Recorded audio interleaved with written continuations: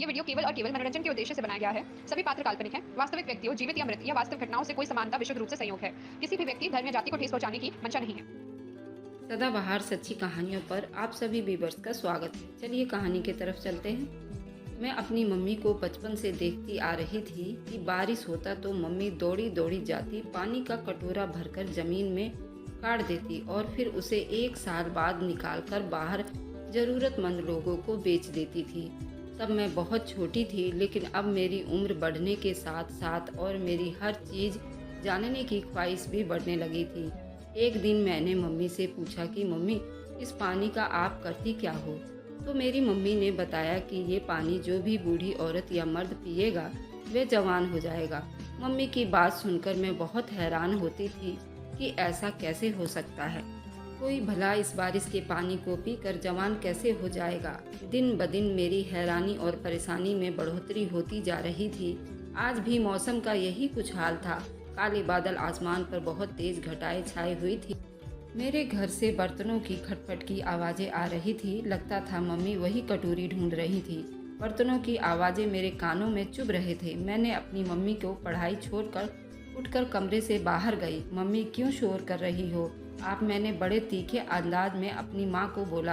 फिर मम्मी ने अपना काम छोड़कर मेरी तरफ देखा और बोली कि मुझे वह कटोरी नहीं मिल रही जिसमें पानी डालकर रखना है। ओहो, तो मम्मी आप किसी और बर्तन में डाल कर रख दो। कितने बर्तन हैं रसोई में? मम्मी को बर्तनों की तरफ ध्यान दिलवाई थी, लेकिन मम्मी को तो वही कटोरी चाहिए थी। मैंने शोर को जल्दी ख़त्म करने के लिए मम्मी की मदद करने का सोचा। खुद भी कटोरी को ढूंढने में मदद करने लगी। कटोरी ढूंढकर मैंने मम्मी को दे दी और दोबारा से अपने कमरे में आकर बैठ गई। मेरे कमरे में लाइट जलने के बावजूद भी बहुत तेज़ अंधेरा हो गया था और खिड़कियां खुली हुई थीं। खिड़कियों से बहुत तेज़ हवाएं आ रही थी जो घर में बहुत सारा कूड़ा फैला रहे थे। मैं उनको बार बार साफ करती और देखते ही देखते बारिश शुरू हो चुकी थी और हवा उड़ने वाली मिट्टी ज़मीन पर आने लगी थी। जब मैं खिड़की बंद करने गई तो मैंने मम्मी को देखा कि मम्मी कटोरी पकड़े आंगन में जा रही हैं। मम्मी के कपड़े भी भीगते हुए जा रहे थे, लेकिन वह फिर भी कटोरी को भरने में लगी हुई थी। जब कटोरी पूरी भर गई तो मम्मी ने बारिश रुकने का इंतजार किया। जब बारिश रुक गई और मिट्टी ने पानी पी लिया तो मम्मी घर के पिछले हिस्से में गई, जहाँ पर मम्मी कटोरियों को जमीन में दबाया करती थी। वहाँ पर छोटा सा कमरा बनाया हुआ था जिसमें बारिश नहीं आती थी। मम्मी उस कमरे में अब मिट्टी खोदने लगी थी। जब थोड़ा सा गहरा हुआ तो मम्मी ने वह कटोरी उस घड़े में रख दी और उस पर मिट्टी डाल दी। उससे पहले भी मम्मी ने कुछ कटोरियों को जमीन में गाड़ रखा था। जब मैंने अपनी गर्दन घुमाई, दीवार पर टंगे कैलेंडर को देखा। थोड़ी ही दिनों में बाकी कटोरियां बिकने वाली थी। मैं वापस कुर्सी पर आकर बैठ गई थी।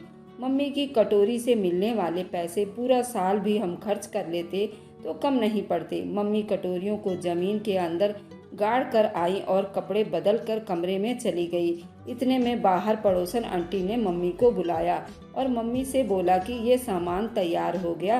वह सामान तैयार हो गया है, बाहर से लोग लेने के लिए आने वाले हैं। वह आंटी मम्मी की मदद भी किया करती थी, पानी बिकवाने में और बनाने में। मम्मी कमरे में आई तो कमरे का फ़ोन भी बज रहा था। जब मम्मी ने फ़ोन उठाया तो एक आदमी अंग्रेजी में कुछ कह रहा था जिसे मैं समझने की कोशिश करने लगी। मम्मी ने फ़ौरन फ़ोन मेरे हाथ से झटक कर बंद कर दिया। इस अचानक होने वाले हमले से मैं एकदम बौखला सी गई और मम्मी को देखा तो मम्मी पूरी आंखें खोले मुझे यूं घूर रही थी जैसे अभी मुझे थप्पड़ मारेंगी।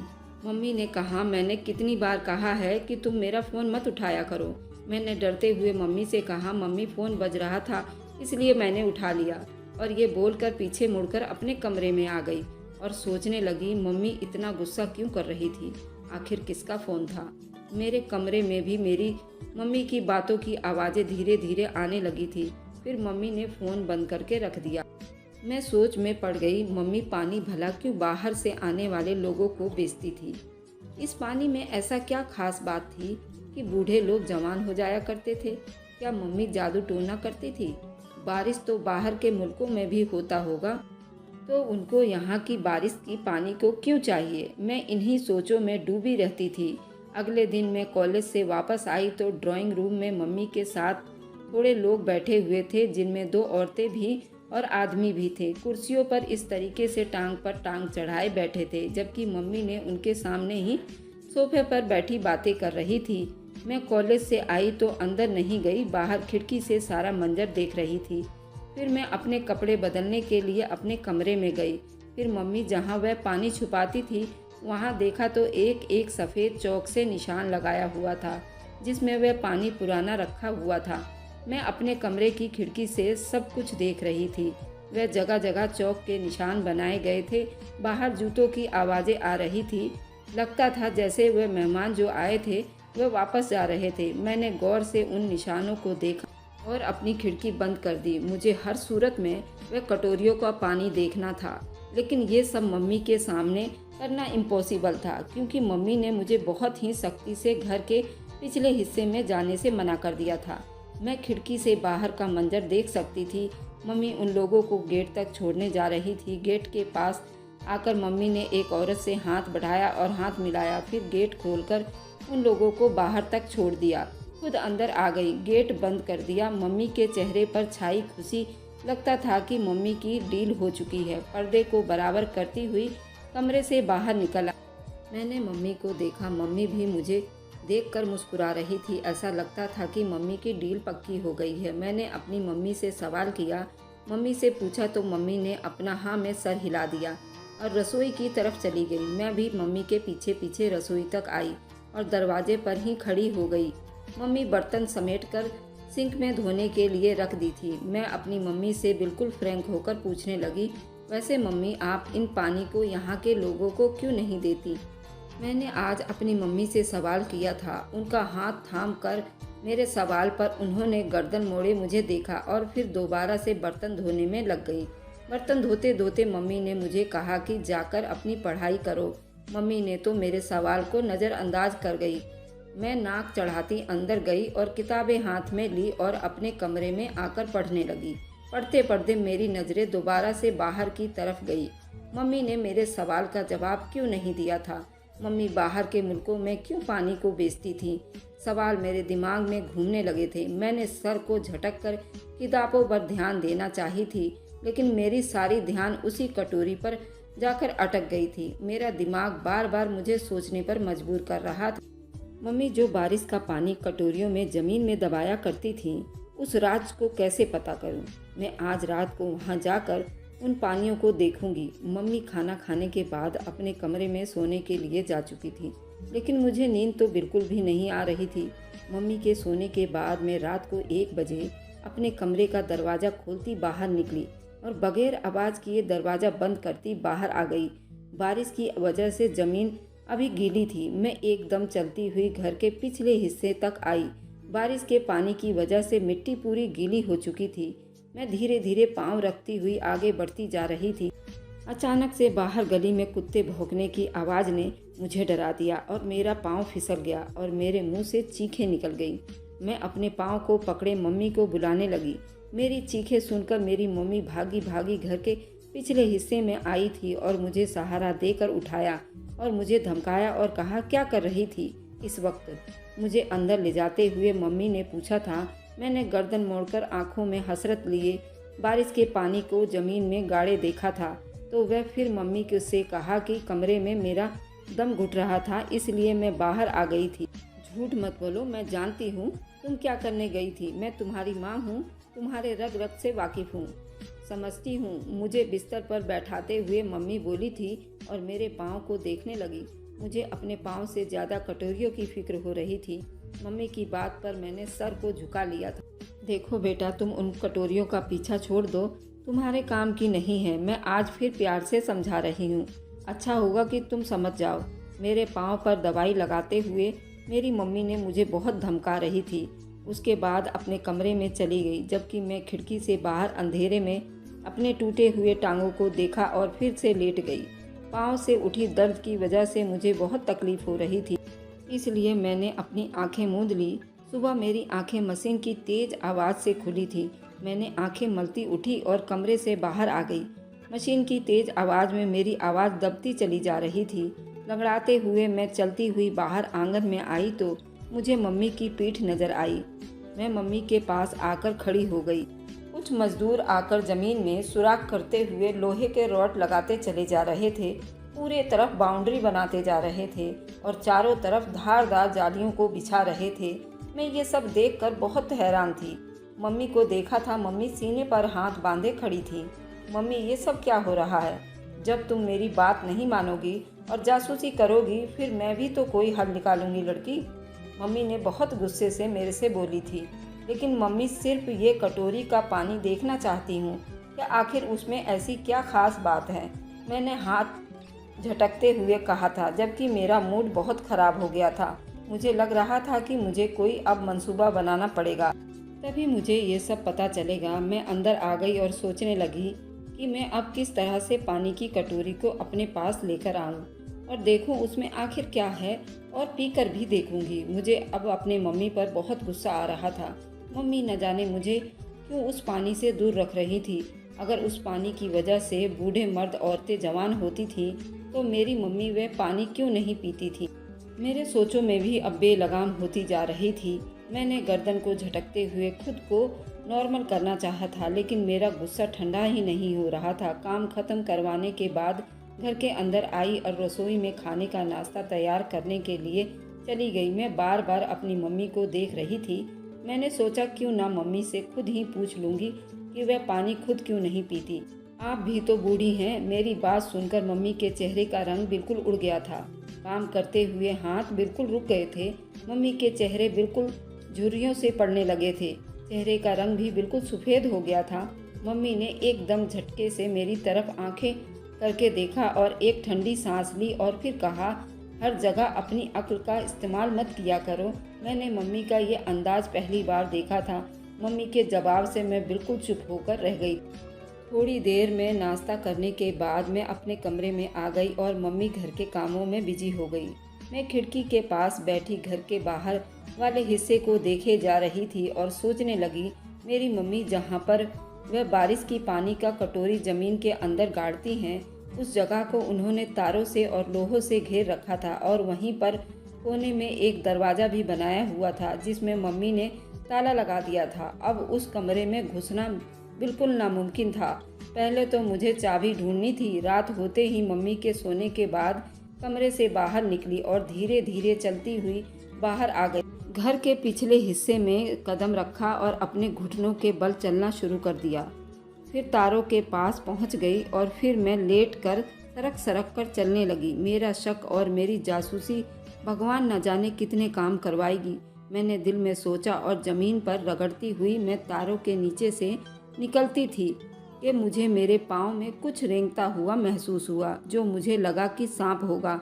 सांप का सोचकर मेरा गला बहुत तेज़ी से सूखने लगा। मैं बहुत जल्दी से उठी और अपने कपड़े साफ किए।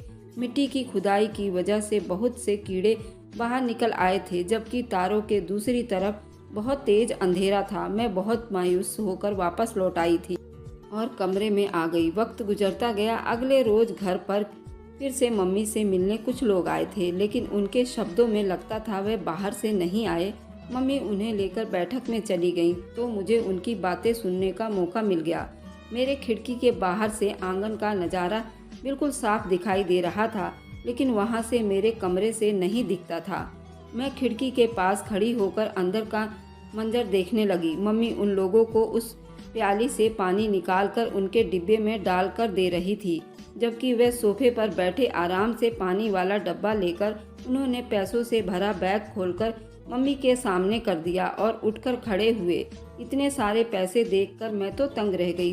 उनके उठते ही मम्मी भी उठकर खड़ी हुई और हाथ मिलाते हुए उन लोगों को विदा किया। वे हमारे घर से बाहर निकले तो मैं फौरन अपने कमरे के दरवाजे के पीछे होकर खड़ी हो गई। वह लोग जा चुके थे। उनके जाते ही कमरे से बाहर निकली और बैठक के अंदर चली गई। उस प्याले को पकड़ कर देखा था। मैं प्याले को घुमा घुमा कर देख रही थी। इतने में मम्मी बैठक में आई और मुझसे प्याला झपटने के अंदाज में पकड़ लिया, बाहर ले गई। मम्मी के ऐसा करने पर मेरे हाथ माथे पर बल पड़ने लगे थे। अचानक से मुझे अपने हाथ पर कुछ गीला सा महसूस हुआ था। नाक तक ले जाकर मैंने सूंघा तो मुझे लगा जैसे मेरी अतड़ियाँ बाहर निकल आएंगी। अजीब सी बदबू थी। मुझे बड़ी परेशानी हुई। कि भला पानी से कैसे बदबू आ सकती है। मुझे मेरी मम्मी पर शक हुआ कि कहीं मम्मी कुछ गलत तो नहीं कर रही थी। पानी में ऐसा क्या खास बात थी कि लोग उसे महंगे पैसों में खरीद कर ले जा रहे थे। भला पानी पीने से कौन जवान होता है। अचानक मेरे दिल में ख्याल आया, क्यों ना मैं भी ये पानी पी लूँ। मैं फ़ौरन मम्मी के पास गई और उनसे कहा कि मम्मी, मुझे भी पानी पीना है। मेरी बात सुनकर मम्मी एकदम से गुस्से से आई थी और मुझे बड़ी तेज़ी से डांटा, उस पानी को हाथ भी नहीं लगाना, क्योंकि वह पानी सिर्फ बूढ़े लोगों के लिए है। मम्मी की बात सुनकर मेरा चेहरा लटक गया था, लेकिन मेरे दिमाग का फतूर अभी ख़त्म नहीं हुआ था। मैंने सोच लिया कि आज नहीं तो कल सही मैं ये पानी पीकर ही रहूँगी, नहीं तो मैं चैन से नहीं बैठूँगी। रात का न जाने कौन सा पहर था जब मुझे बाहर कुछ खोदने की आवाज़ें आईं। मैं मंदी मंदी आंखें खोलकर उठी और खिड़की तक आई। मुझे बाहर एक औरत सी नज़र आई थी। रात के इस पहर हमारे घर में कौन हो सकता है? कहीं चोर तो नहीं आ गया है? ये सोचकर मुझे ठंडे पसीने आने लगे थे। इसलिए पहले शोर मचाती कि मुझे हाथ में ब्रेसलेट चमकती हुई नज़र आई। ये तो मम्मी की ब्रेसलेट थी। इसका मतलब बाहर मम्मी थी, लेकिन वह इस वक्त क्या कर रही थी? मैंने आंखें छोटी किए बगैर देखना चाहा था। मम्मी ज़मीन खोद रही थी। मम्मी के पाँव के पास एक कटोरी पड़ी थी। मुझे बहुत परेशानी हुई कि आज तो कोई बारिश नहीं हुई, फिर भी मम्मी ज़मीन क्यों खोद रही हैं। मैंने क्या देखा कि मम्मी ज़मीन से कुछ निकाल रही हैं, और वह चीज़ देखकर तो मेरे आसमान ज़मीन एक हो गया। फिर मम्मी उठी और मिट्टी से लिपटे हाथों के साथ अपने चेहरे का पसीना साफ किया। चांद की रोशनी में मम्मी के चेहरे पर अजीब सी डर महसूस दिखाई दी। मुझे भी बहुत डर गई और बहुत तेज़ी से खिड़की से उठकर बेड पर गई। मेरी आंखें मारे डर के पूरी फैल चुकी थी। मैं बार बार कमरे में नज़रें दौड़ाती हुई देखे जा रही थी। ऐसी डर मैंने मम्मी के चेहरे पर कभी नहीं देखी थी। मेरी बाकी की रात जाग कर गुजरी थी। सुबह मैंने अपने कमरे से देर से बाहर निकली थी। मम्मी सोफे पर बैठी टीवी देख रही थी। मम्मी की नज़रें अभी मुझ पर नहीं पड़ी थी, इसलिए मैंने दबे पांव चलती हुई रसोई में आ गई और पानी की बोतल से मुंह लगाया, पानी पिया। मम्मी बोली, आज मेरे कुछ मेहमान आएंगे, तुम कमरे में ही रहना। मैंने अपने पीछे अपनी माँ की आवाज़ सुनी थी। जैसे मम्मी की आवाज़ सुनी, मेरे हाथों से बोतल नीचे गिर गया था और पानी मेरे पूरे चेहरे पर गिर गई थी। मैं बहुत डर गई थी। माँ भी परेशानी से आगे बढ़ी थी और मम्मी मेरा पीठ मलती हुई कहने लगी, कितनी बार कहा है कि पानी गिलास में डालकर पिया करो, लेकिन तुम नहीं सुनती। मम्मी मुझे कमीनी बोली थी। मैंने मम्मी की बात अनसुनी कर दी और पूछा, क्या कब आएंगे आपके मेहमान? तो मम्मी ने कहा कि दोपहर में आएंगे। फिर मम्मी की बातों से सुनकर सर हिलाते हुए कमरे में चली गई। दोपहर में बाहर से मेहमान आए तो मम्मी उनके साथ बैठक में जाकर बैठ गई। चुपके से मैं अपने कमरे से बाहर निकली और मम्मी के कमरे में आकर अंदर से लॉक कर लिया। कमरे में आते ही मैंने वक्त बिना खराब किए अलमारी खोली, लेकिन उसमें कुछ भी नहीं मिला। बारी बारी करके मैंने मम्मी के पूरे कमरे की तलाशी ले ली, लेकिन कुछ भी नहीं मिला था। दरवाज़ा खोलती हुई बाहर आ गई। बैठक की खिड़की के सामने खड़ी हो गई। मेरी नज़र कटोरी पर पड़ी तो अटक कर रह गई। वही कटोरी थी जो मैंने रात को मम्मी के पास देखी थी। मैं जल्दी से कमरे से आई और कैलेंडर खोलकर देखा। अभी एक कटोरी ज़मीन के अंदर पड़ी हुई थी। मैंने तारीख देखी तो आज की तारीख थी। मैंने अपने दिमाग में झटक के एक मंसूबा बनाया और उस कैलेंडर को उसी जगह पर रख दी। फिर दोबारा से खिड़की के पास आ गई और मैंने पूरा दिन बेसब्री से रात होने का इंतज़ार किया। जैसे ही रात गहरी हुई, मैं कमरे से बाहर निकली और घर के पिछले हिस्से की तरफ आ गई। फिर से ज़मीन पर रेंगते हुए मैंने तारों की बाउंड्री को पार किया और मैं कमरे में चली गई। जहाँ पर सफ़ेद गोले बनाए हुए थे वहाँ पहुँच गई और ज़मीन पर बैठ गई। मैं तेज़ी से मिट्टी को खोद रही थी। मिट्टी खोदते हुए मैंने देखा कि मम्मी दरवाज़ा का ताला खोल रही थी। मैंने जब तक अपनी स्पीड और बढ़ा दी। जैसे ही कटोरी मुझे नज़र आई, मैंने झट से कटोरी का पानी निकाला और पी लिया। मम्मी भी मुझ तक पहुँच चुकी थी। मैंने मम्मी को देखा था तो हंसने लगी थी, साथ साथ मम्मी को देख रही थी। मेरी मम्मी मुझे जल्दी से बाजू से पकड़कर उठाया। पानी पीने के 5 मिनट बाद ही मुझे अपनी हालत अजीब सी होती हुई महसूस हो रही थी। मम्मी ने जल्दी से मुझे गाड़ी में बिठाया और अस्पताल ले गई। अस्पताल पहुंचते ही मेरी हालत काफ़ी ख़राब हो चुकी थी। मुझे मेरे जिस्म से जान जाता हुआ महसूस हो रहा था। मेरे कानों के पर्दों के साथ मम्मी की आवाज़ें टकरा रही थी। मम्मी रोते हुए उन डॉक्टरों से विनती कर रही थी कि मेरी बेटी को कोई एंटीडोट दीजिए, लेकिन डॉक्टरों ने बिल्कुल साफ मना कर दिया। मम्मी ने फिर उन्हें पुलिस की धमकी देने लगी। उन्होंने मुझे फिर एंटीडोट दिया। मेरी जान तो बच गई थी, लेकिन मैं बिल्कुल लाचार हो गई थी। मम्मी मुझे देख देख कर सारा दिन रोती रहती थी। फिर एक दिन पुलिस को माँ के सारे कारनामों का पता चल गया, तो मम्मी को पुलिस ने गिरफ्तार कर लिया। मम्मी ने मेरे सामने सारे जुर्म कबूल कर लिए थे। मम्मी ने बताया कि वह एक गैंग में शामिल थी, जो ऐसे केमिकल बनाते थे जिससे कोई भी पी लेता तो वह अपने 4 पैरों पर कभी खड़ा नहीं हो पाता था। मेरी मम्मी वह केमिकल घर में ही तैयार करवाती थी। इसमें बहुत सारा वक्त लगता था। फिर जब केमिकल तैयार हो जाता तो मम्मी उन्हें कटोरियों में भरकर ज़मीन में छुपा देती थी और फिर मुझसे कहा करती थी कि मैं बारिश का पानी छुपाती हूँ। ये केमिकल बहुत ही खतरनाक और नए तरह का केमिकल था। मम्मी को बाहर विदेश से भी आने वाले क्लाइंट भारी पैसे देकर जाते थे। मम्मी ने बताया कि वह ये काम 20 साल की उम्र से ही कर रही थी। फिर शादी हो गई और इसी तरह से उन्होंने मेरे पापा का भी खुद कत्ल कर दिया, क्योंकि पापा मेरी मम्मी के सारे राज जान चुके थे। मम्मी को पुलिस का खतरा था, इसलिए मम्मी ने पापा को मार डाला और पापा की मौत को बाहर यूं जाहिर किया कि वे अपने मौत मरे हैं। जैसे उनकी तबीयत खराब हुई थी तो बताया था। मम्मी ने अपने सारे जुर्म कबूल कर लिए थे और उन्होंने फिर पुलिस को गिरफ्तारी दे दी थी। मम्मी जेल में थी और रोज़ अपने किए पर रोती रहती थी। मम्मी के जरिए उनका पूरा गैंग पकड़ा गया था और वे सारे गैंग भी जेल में चले गए थे। मम्मी की अब बाकी की ज़िंदगी भी जेल में गुजर रही थी और एक मैं अनाथ आश्रम में रह रही थी। वहाँ पर रहकर अपनी पूरी पढ़ाई कर रही थी। मेरी खुददारी को कोई ठेस ना पहुँचे। मैं अगर शादी का ख्याल दिल में लेकर आती तो उसे अपने दिमाग से फ़ौरन निकाल देती, क्योंकि एक गद्दारों की बेटी से कोई भला क्यों शादी करेगा। इसलिए मैंने अपने दिल और दिमाग से शादी का ख्याल भी निकाल दिया था और खुद ही अकेले ज़िंदगी जीने का फैसला किया। अब मैं अपने जैसे मजबूर लोगों के साथ ज़िंदगी गुजारते हुए बड़ी आराम से रहती हूँ। हम लोग पैरों से अपाहिज हैं, दिल हमारे बाकियों से ज़्यादा मजबूत हैं। हमें वह हौसला है कि हम अकेले सारी ज़िंदगी गुजार सकें। हम किसी को धोखे देने का ना सोचें, क्योंकि हम खुद अपनों से ही धोखे खाए हुए हैं। माँ के साथ जो भी हुआ उसकी सज़ा थी अपने देश से गद्दारी करने की। तो ये कैसी लगी इमोशनल कहानी दोस्तों, मुझे कमेंट में ज़रूर बताएं। जब तक के लिए bye bye. Thanks for watching. Like and subscribe.